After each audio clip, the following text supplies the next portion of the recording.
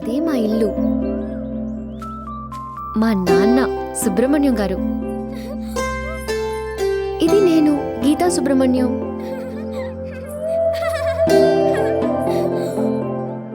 నాన్నంటే నాకు ప్రాణం. నన్ను భుజాల మీద కూర్చోబెట్టుకుని ప్రపంచం చూపిస్తాడు. నాన్నెప్పుడూ నాతోనే ఉండాలి. అందుకే పేర్లో కూడా నాన్న పేరు కల్పేసుకున్నాను. నాకేమైనా అయితే నాన్న తట్టుకోలేడు. నేను సంతోషంగా ఉంటానంటే ఎప్పుడు నమ్మని మూఢనమ్మకాల్ని కూడా నమ్మేస్తాడు.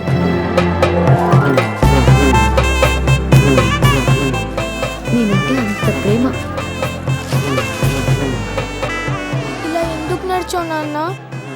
నా బంగారు తల్లికి జ్వరం తగ్గాలని.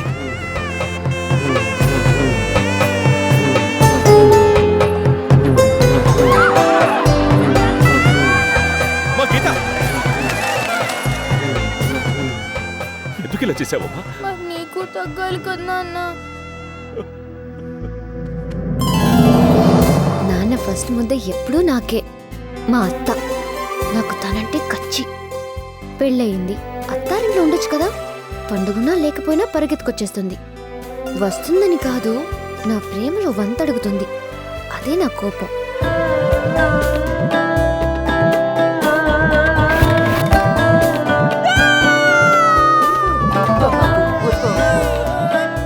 అది ఇప్పుడే ఇంత చేసిందంటే రేపు పెద్దయినాక నన్ను మా అన్నయ్యని విడిదీసేద్దాము. నన్ను వదిలేసి వెళ్ళిపోతాను. ఆగు.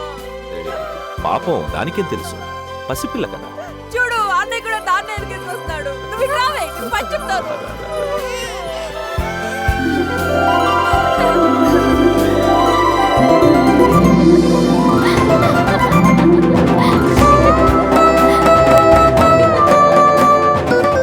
ఏం మారలేదు. మా పొలాలు, మా ఊరు, ఈ జనం, నాన్నకి నా మీద ఉన్న ప్రేమలాగా ఏం మారలేదు. మా అత్త కూడా మారలేదు. 2 రోజులకు ఒకసారి వస్తూనే ఉంది. అందరూ నాన్న మాట వింటారు, నాన్న నా మాట వింటాడు. మా నాన్నకి ఎప్పుడు ఎలాంటి టెన్షన్స్ ఉన్నా నన్ను ఇలా పట్టుకొని చూస్తే చాలు, అన్ని బాధలు మర్చిపోతారు.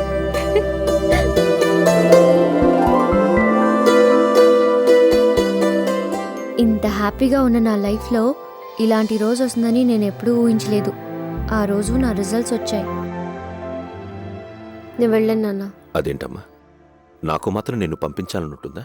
మరెందుకు వెళ్ళమంటున్నావు నాన్న? ఇన్ని ఊళ్ళకి పెద్దగా నా కూతుర్ని నేనే పై చదువులకి పంపించకపోతే చుట్టుపక్కల ఊళ్ళల్లో ఏ అమ్మాయిని పై చదువులకి పంపించరమ్మా. అంతమంది మనల్ని నమ్ముతున్నారు. మనం తప్పు చేయొచ్చా? నేను హైదరాబాద్ వెళ్ళి చదవాలంటే నువ్వు కూడా నాతో రావాలి, అంతే. అదెలా కుదురుతుందమ్మా? ఏంటి గీత, నాన్నగారు అంతలా చెప్తుంటే ఈ మొండి పట్టుదలేంటి? చూడు తల్లి, నేను చెప్పాల్సిందంతా చెప్పాను. ఆ తర్వాత నీ ఇష్టం.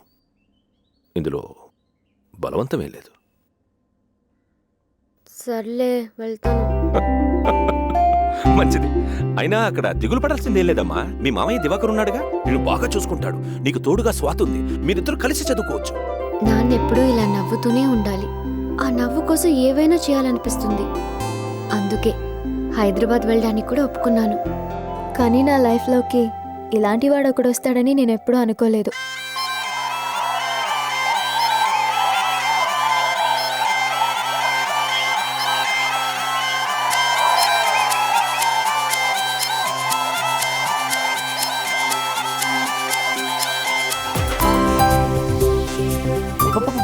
ఏం నవ్వే, ముద్దు చేస్తున్నావు. ఆ బొగ్గులు చూడు ఎర్రగా. ఒక్క ముద్దు. ఇంకొకటి. సదా ప్లీజ్, బయట ఫ్రెండ్స్ వెయిట్ చేస్తున్నారు. వాళ్ళు కూడా రమ్మని చెప్పు. చెరపు తెచ్చి పంపించేద్దాం. No way.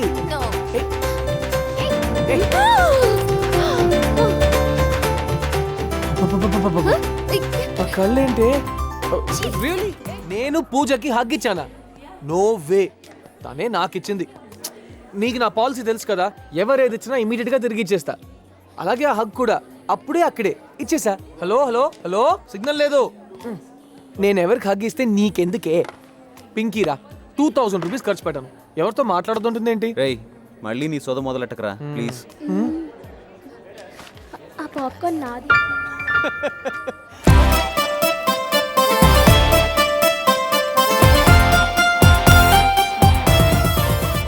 ఈ అమ్మాయి ఎవరో?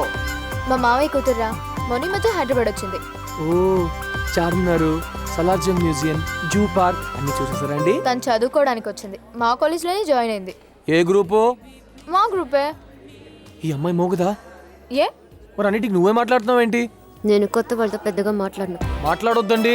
పోక్కిరి ఎదలు తిరిగే ఏరియా ఇది. మాట్లాడితే చాలా ప్రాబ్లమ్స్ వస్తాయి. పదరా సుబోధ్. Nice meeting you. నేను కొత్త వాళ్ళకి షేకిన్ కూడా ఇవ్వను. ఇవ్వద్దండి. ఇలా చేయిస్తే అలా ముగ్గులోకి లాగేస్తారు. బాయ్. పదరా. Bye guys. ఏంటి గీత, తను మన ఫ్రెండేనే. మొన్న షాపింగ్ మాల్లో నా చెయ్యి లాగాడనని ఆ, వీడే. అవునా? వాడంతలే.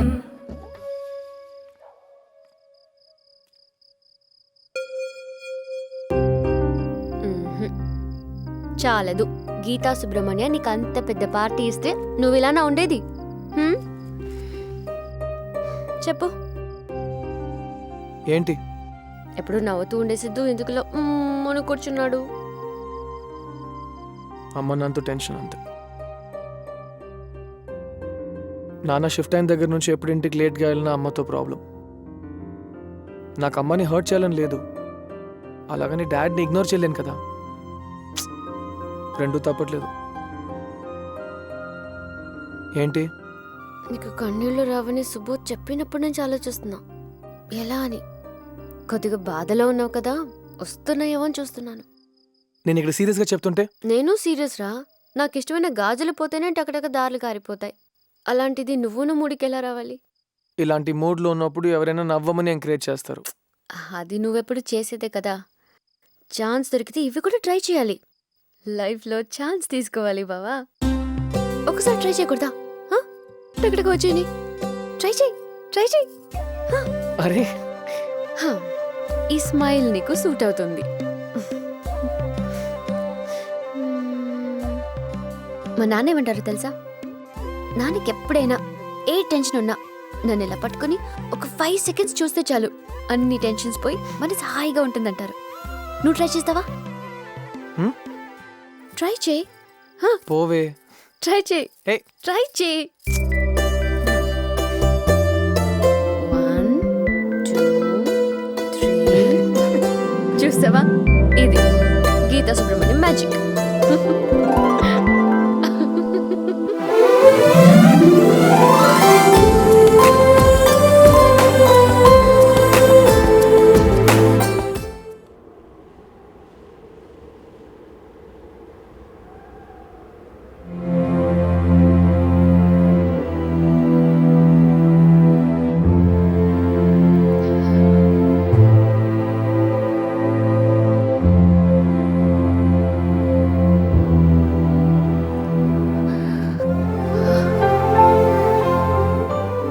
ఐదు క్షణాలను ఇలా చూస్తే అన్ని టెన్షన్స్ తీరిపోతాయన్నావు. నాకు జీవితాంతం నువ్వు పక్కనుంటే బాధ అనేది ఉండదు గీత. ఇంకొక క్షణం దూరమైనా ఉండలేను.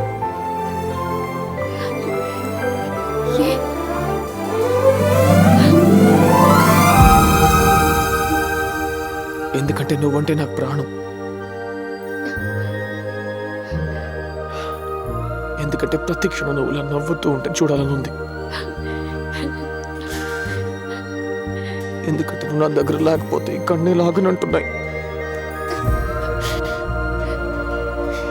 ఎందుకంటే నేను నిన్ను ప్రేమిస్తున్నాను.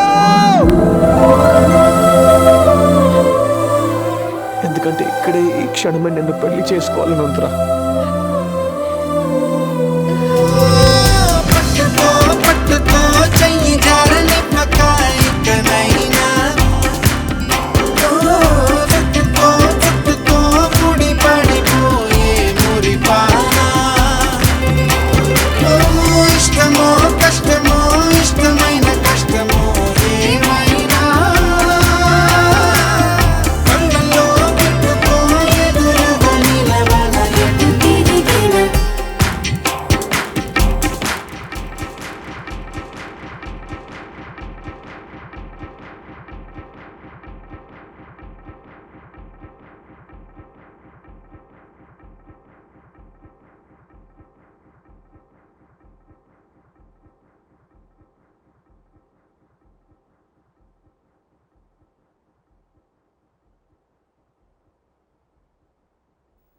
ఏం చేస్తుంటావు?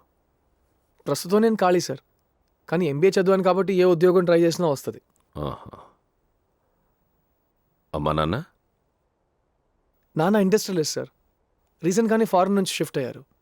నేను అమ్మ హైదరాబాద్లో అమీర్పేటలో ఉంటాం. అంటే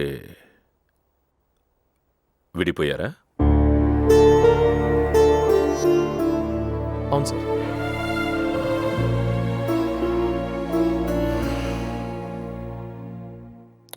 వాళ్ళకి చెప్పావా? ఆంటీ మా కాలేజ్ ప్రొఫెసర్ నాన్న, నేనంటే చాలా ఇష్టం. అయినా ఇది నా లైఫ్ కదా సార్, ఏ ప్రాబ్లం ఉండదు.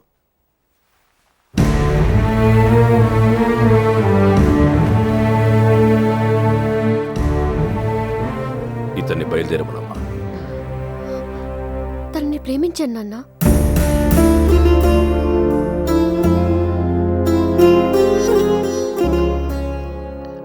మేమిద్దరం పెళ్లి చేసుకోవాలనుకుంటున్నాం నాన్న.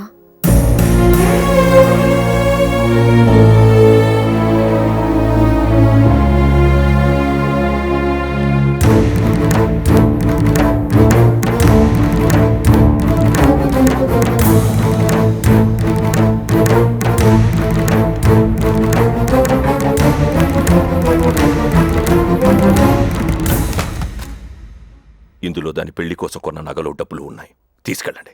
సార్, పెద్దవాళ్ళు పిల్లల అభిప్రాయాల్ని గౌరవించాలని నేనే చెప్తుంటాను. చెప్పేవాణ్ణి చెయ్యాలి కదా. అది కాదు నాన్న. మ్మ్. ఎవరైనా నిర్ణయం తీసుకునే ముందు తప్ప రైట్ అని అడుగుతారు, కానీ నువ్వు తీసుకున్నాక అడుగుతున్నావు.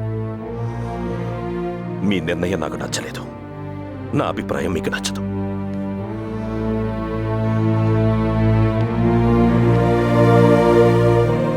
అయినా ప్రేమించడానికి మీ ఇద్దరి అభిప్రాయాలు సరిపోయాయనుకున్నప్పుడు పెళ్లికింతమంది ఆశీర్వాదాలు ఎందుకు? బయలుదేరండి.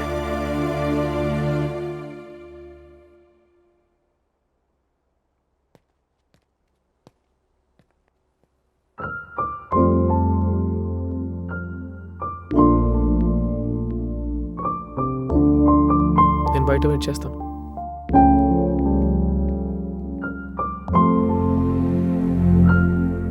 నీ ఇష్టం, అంతా నీ ఇష్టం నాన్న. ఏ బట్టలు కొనుక్కోనంటే వేసుకునేది నువ్వు, నీ ఇష్టం. ఏ గ్రూప్ తీసుకోనంటే చదువుకునేది నువ్వు, నీ ఇష్టం. ఏ నగలు కొనుక్కోనంటే పెట్టుకునేది నువ్వు, నీ ఇష్టం. ఒక రోజు, ఒక వారం, ఒక నెల, ఒక సంవత్సరం ఉండే వాటిలో మాత్రం అన్నీ నా ఇష్టం. మరి జీవితం అంతా నాతో ఉండేవాడి విషయంలో మాత్రం నా ఇష్టం ఎందుకు కాదంటున్నా నాన్న? నీ ఇష్టం, నీ ఇష్టం అనడం వరకే నీకు తెలుసు. నువ్వు బట్టలు కొనుక్కోవడానికి ఓ మంచి షాపు కోసం ఊళ్ళో ఉన్న షాపులన్నీ వెతకడం నాకు తెలుసు. నువ్వు చదువుకోవడానికి ఓ మంచి కాలేజీ కోసం సిటీలో ఉన్న కాలేజీలన్నీ తిరగడం నాకు తెలుసు. నీ కోసం కొన్న ప్రతి వస్తువు కోసం ప్రతిసారి 10 షాపులు తిరగడం నాకు తెలుసు.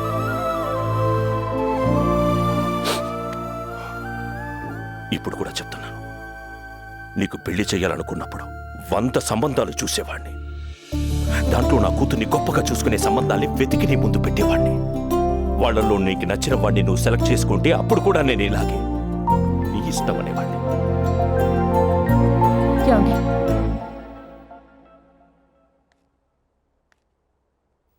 ఓ ఆడపిల్ల తండ్రిగా నేనింతే, మారను. అయినా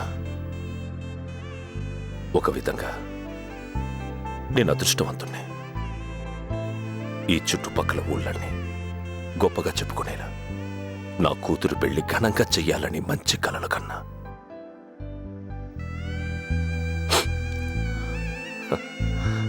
కనీసం కలలైన మంచివి కన్నా.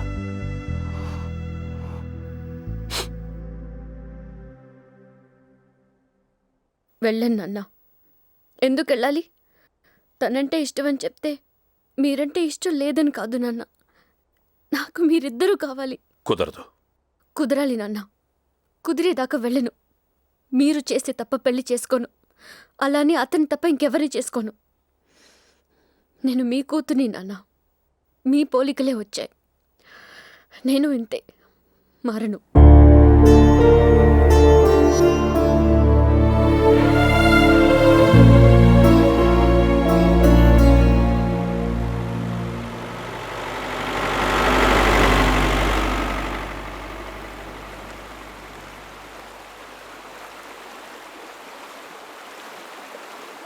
బయలుదేరదామా?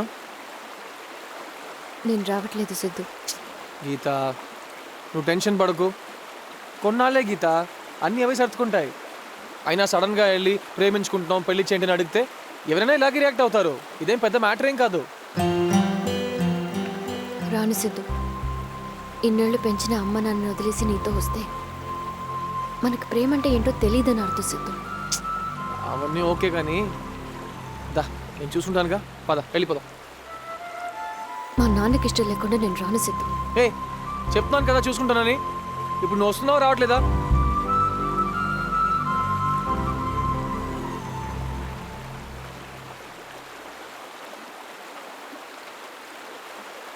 ఏకాంతమే మీ సొంతమై పాలించుకో ప్రణయమా.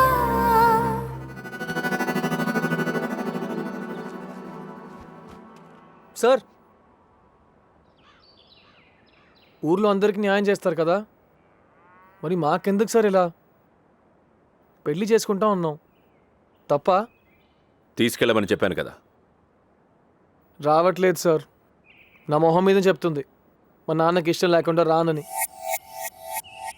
కానీ మీకు తెలుసు సార్, గీత ఇప్పుడు హ్యాపీగా లేదని మీకు తెలుసు. నేను పక్కనుంటే గీత హ్యాపీగా ఉంటుందని కూడా మీకు తెలుసు.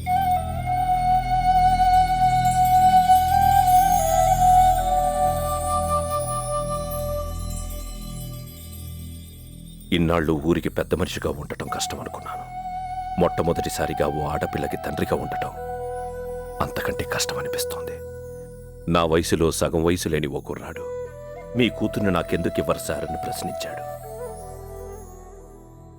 సాధారణంగా నేను జవాబు చెప్పను, కానీ నా కూతురు నిన్ను ప్రేమించింది కాబట్టి, నువ్వు పక్కనుంటే సంతోషంగా ఉంటుందన్నావు కాబట్టి, సమాధానం చెప్పాలి కాబట్టి నిన్నిక్కడికి పిలిచాను. ఒకవేళ నా కూతుర్ని నీకిచ్చి పెళ్లి చేస్తే అప్పగింతలు ఎవరికప్ప చెప్పాలి? మీ అమ్మక, మీ నాన్నక?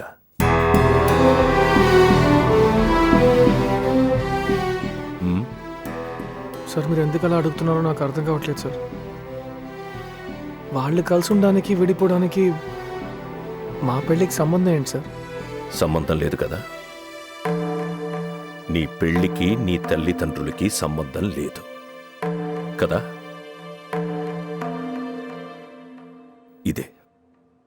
ఇదే నా సమస్య. పెళ్లికి ముందు ఇటేడు తరాలు అటేడు తరాలు చూడాలంటారు. నీకు ఒక తరమే బాలేదు. నా కూతుర్ని ఎలా ఇమ్మంటావు? ఏ అర్హత ఉందని ఇమ్మంటావు? అర్హత? సార్, నేను తను ప్రేమిస్తున్నాను, తను నన్ను ప్రేమిస్తుంది. చాలు కదా సార్. సార్, నాకు నిజంగా ఇంకా అర్థం కావట్లేదు సార్. ఎందుకు మీరు గీతాన్ని నాకు ఇవ్వని అంటున్నారు? స్నేహానికి పరిచయం సరిపోవచ్చు, ప్రేమకి స్నేహం సరిపోవచ్చు, కానీ పెళ్లికి ప్రేమ ఒక్కటే సరిపోదు. ఇద్దరు వ్యక్తులు జీవితాంతం కలిసి జీవించడానికి ప్రేమ ఒక్కటే సరిపోదు. భార్యాభర్తలుగా ఒకరినొకరు అర్థం చేసుకోకుండా అహంకారాలతో విడిపోయి నీకు కుటుంబం బంధం ఉన్న పదాలకే అర్థమే తెలియకుండా పెంచిన నీ తల్లిదండ్రుల్ని చూస్తూ చూస్తూ నా కూతుర్ని ఎలా ఇమ్మంటావు?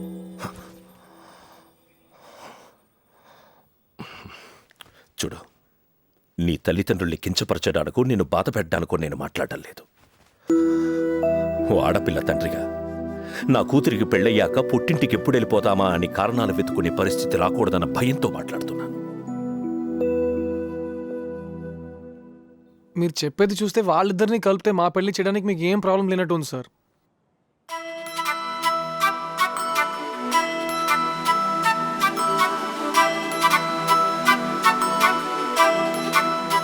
ఏంటి సార్, వాళ్ళిద్దరిని కలిపితే గీతని నాకు ఇచ్చేస్తారా? చెప్పండి సార్. నీ ప్రేమ గురించి చెప్పి బ్రతిమాలతావా? చెప్పండి సార్. నా ప్రేమ గురించి ఏం చెప్పను, కానీ కలిపితే గీత నాకు ఇచ్చి పెళ్లి చేస్తారా? కలపకపోతే? నేను పక్కనుంటే గీత హ్యాపీగా ఉంటుందని మీకు తెలుసు సార్. మీ గీత ఎప్పుడూ హ్యాపీగా ఉండాలని దీవించండి.